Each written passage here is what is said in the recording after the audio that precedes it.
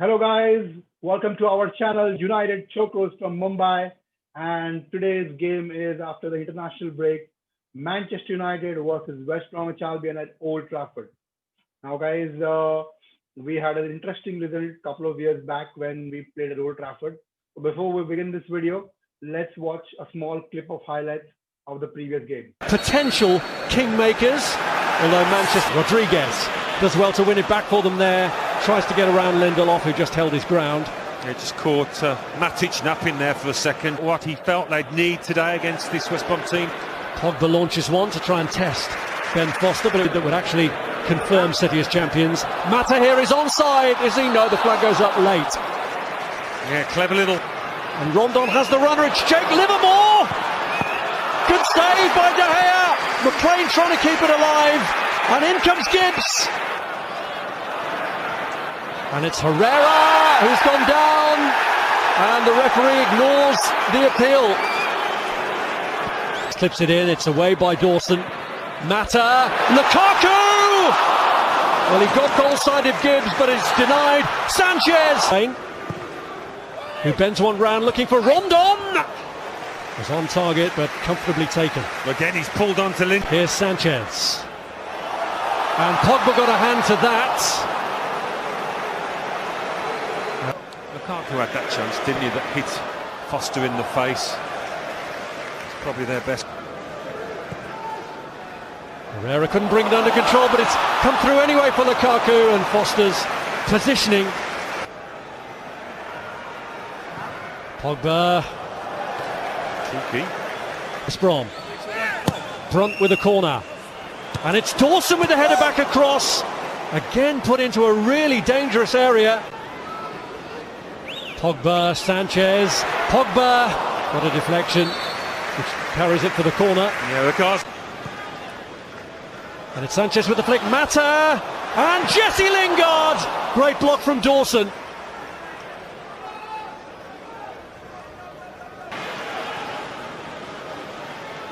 Pogba on to Juan Mata with the strike.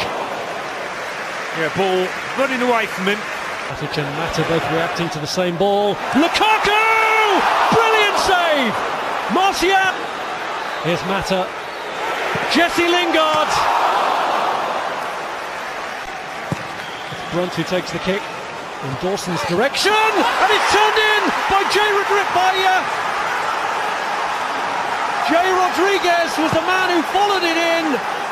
So, guys, as you saw, that it wasn't the result which should be in our favor. We lost 1-0 to West Brom at Old Trafford.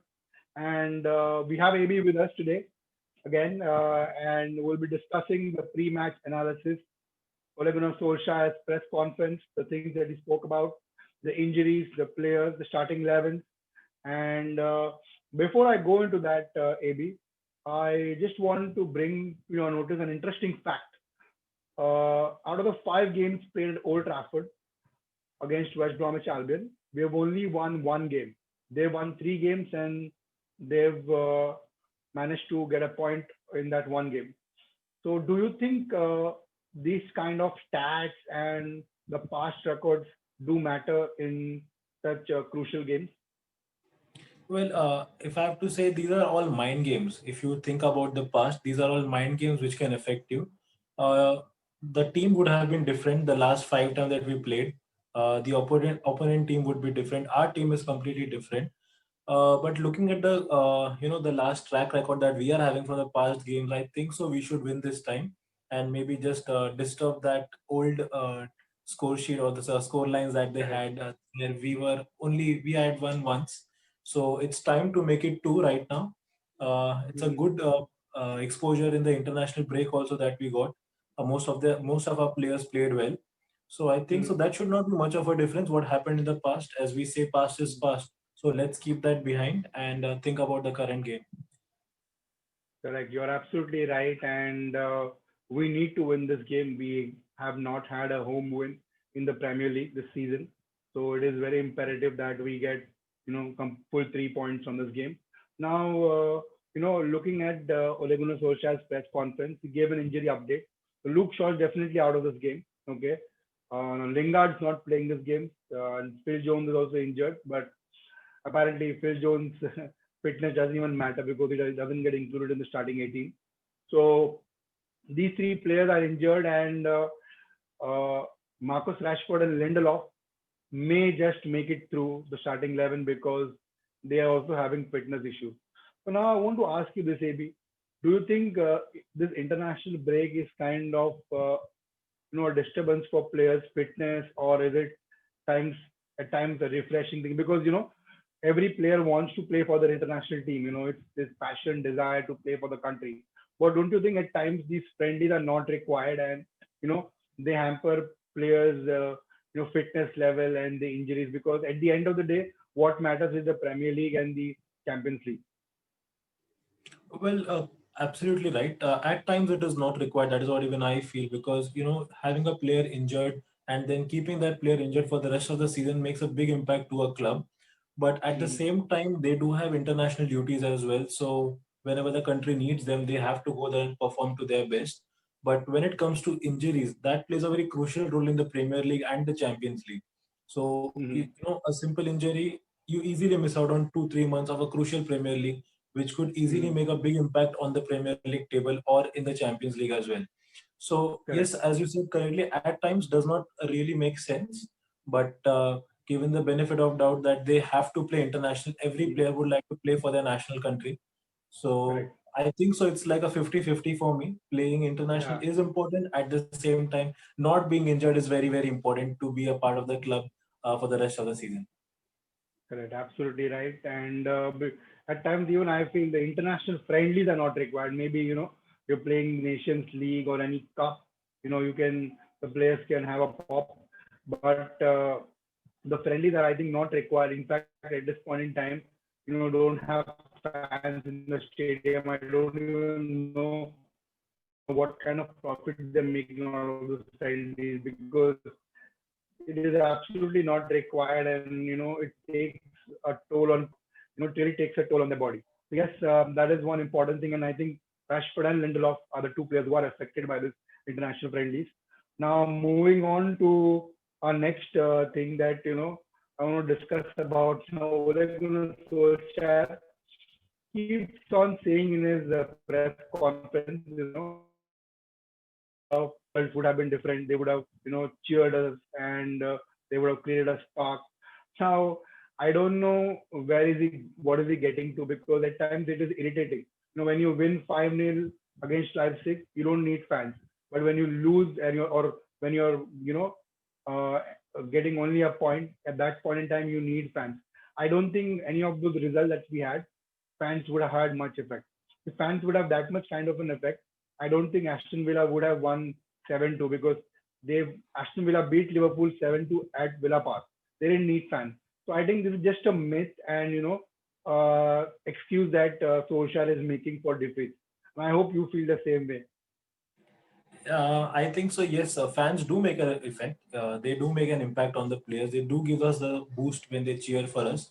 But looking at a past record, I'm in fact glad there are no fans, and even soldiers should be happy, because looking at the score sheet, there would be easily some fans who would be running wild on the pitch and having a dig at the players. So in a way, soldiers should be happy that there are no fans. But yeah, as I said, fans do make a difference. Yes, they give you a boost. Correct. They give you a positive reaction when you score a goal. They're always Mm-hmm. behind you. That gives a boost to the players. But looking at the current COVID condition, I don't think so. That is a good way of not having the fans, so that the players Mm-hmm. are fit.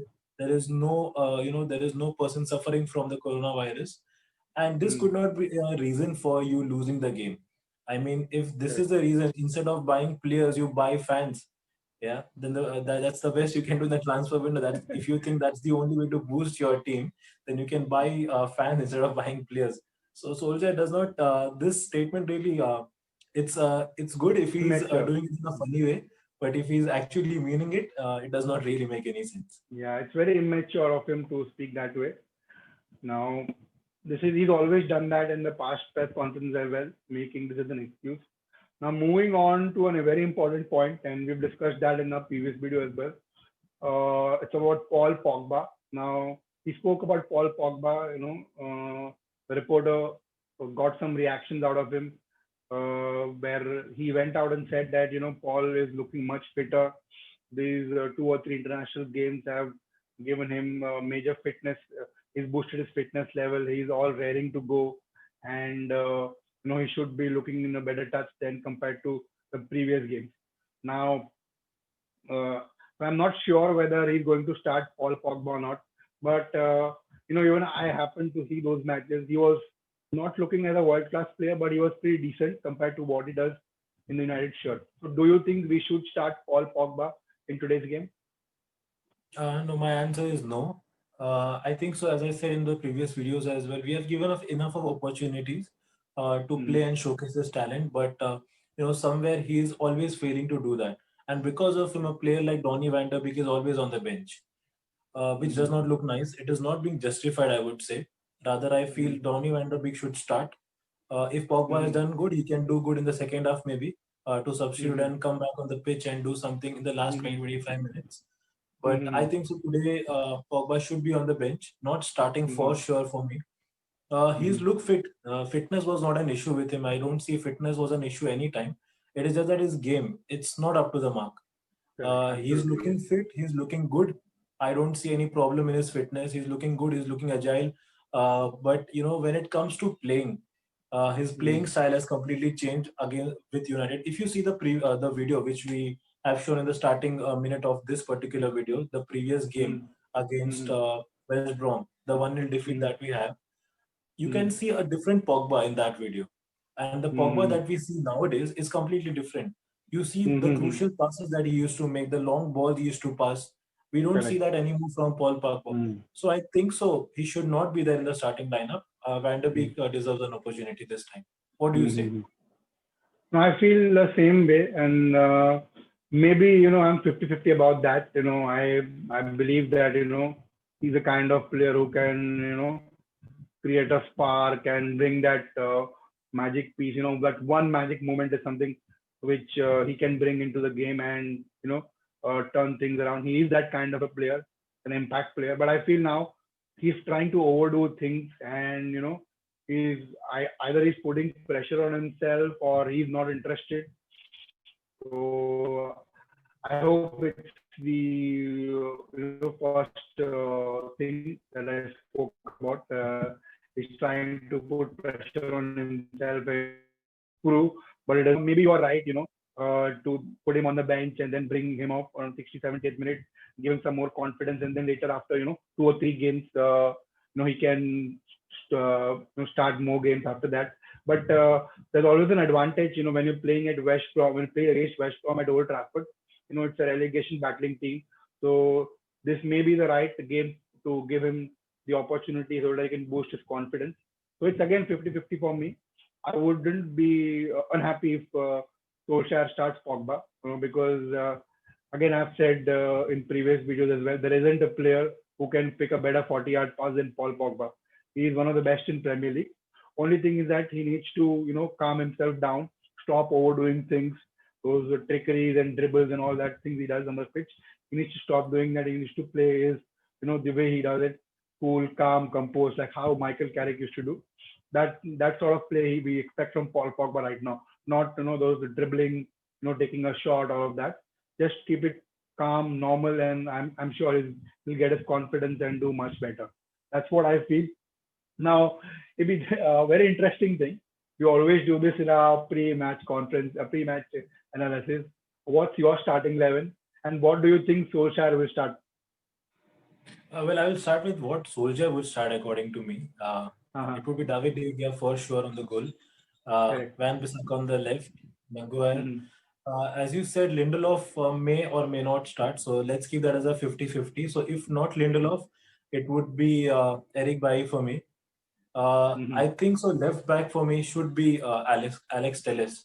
That is what I Mm-hmm. think. So he should be starting Mm-hmm. today. Yeah, he'll start. I think he's Yeah, fit. or Yeah. else Soldier can even give a chance to Brandon Williams. He can do anything. Williams. Soldier can do all unrated things nowadays. Then, as his favorite two central defensive midfielders would be Fred and McTominay. McTominay. Correct. And then on the right wing, I McFred. think so. Yeah, it McFred. would be. Yeah, it would McFred. be.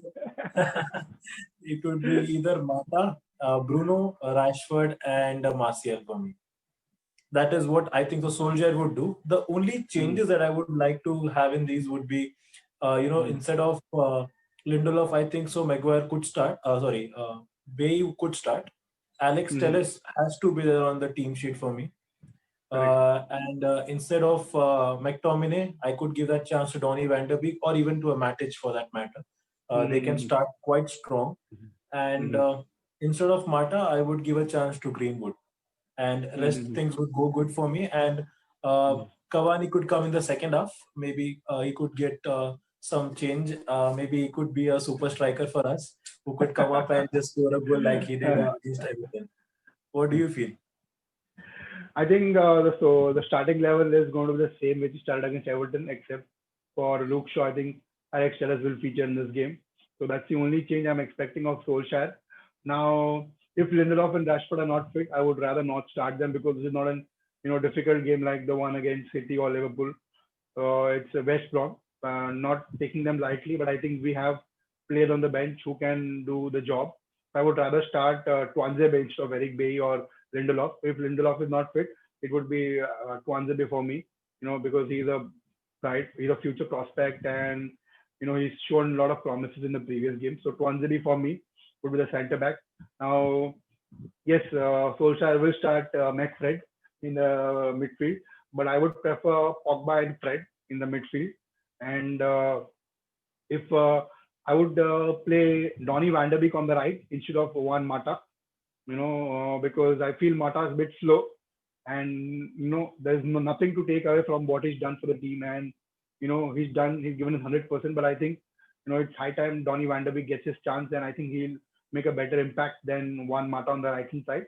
Now, I will go with Rashford and Martial. Rashford left, Martial center forward, and Bruno attack midfielder. But if Rashford is not fit, I would rather put him on the bench and give him a break than having him getting injured and not playing for the next couple of months. So I would rather play Martial on the left and play Cavani as a striker. It's high time he even gets his chance. I don't think Greenwood will feature. I would like Greenwood to feature, but what Solskjaer said is he's not trained for 9 to 10 days.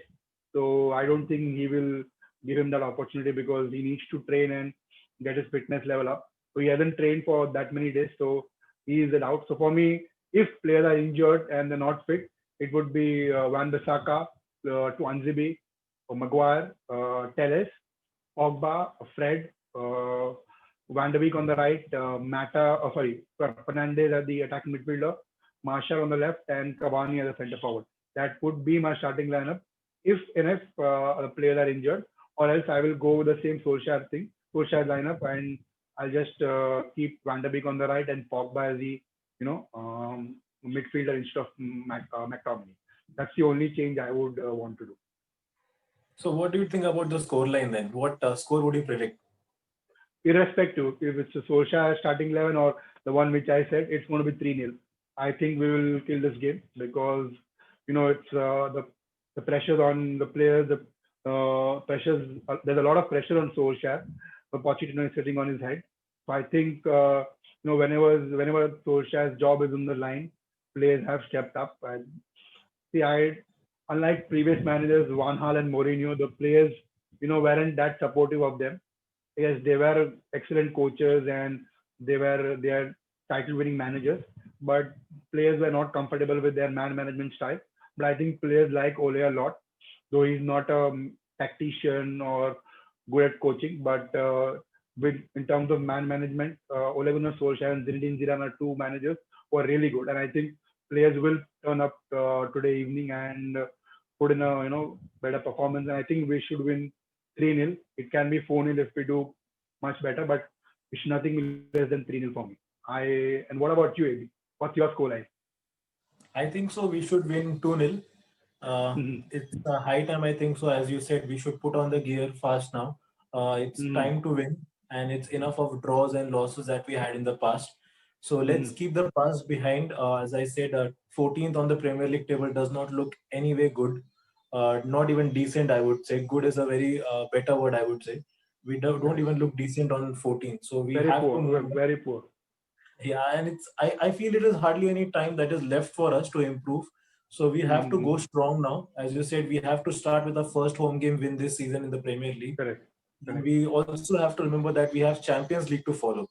So, a good performance here and then continuing in the Champions League would be a big boost.